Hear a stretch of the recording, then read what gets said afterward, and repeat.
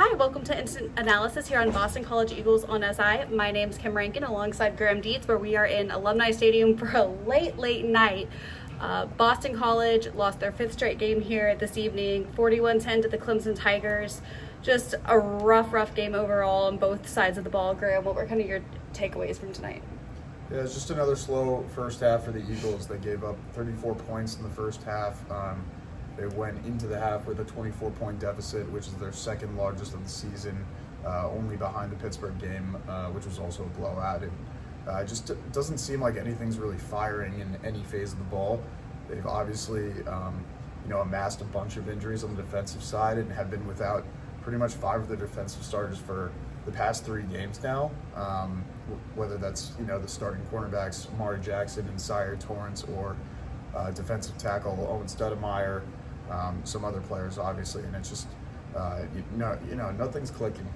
It's just gotten to that point now where it just doesn't feel like they've come out really to even play games all the way through for a full 60 minutes.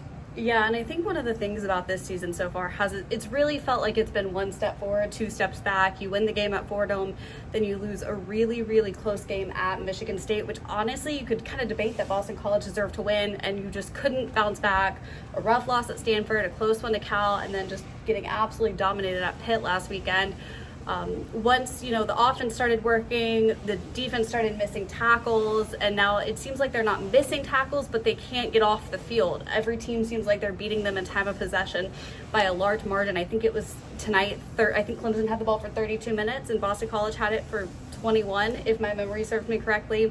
Their penalties were bad against Cal. Penalties seemed to get better tonight. They only had 3 penalties for 28 yards, but then their offense couldn't do anything, and I feel like nothing can click at all to get these wins that they so desperately need at this point in time in the season. Yeah, and like Bill O'Brien said, it really did all come down to a pretty big turning point when Sammy Brown, a linebacker for Clemson, strip sacked Dylan Lonergan. The score was 24-10 at that point, and I think there was just around 2 minutes left in the first half, and BC was down, I think just over the Tigers' 20-yard line, and looked like they were going to score, and that would have made it 24-17. BC would have received the ball after half.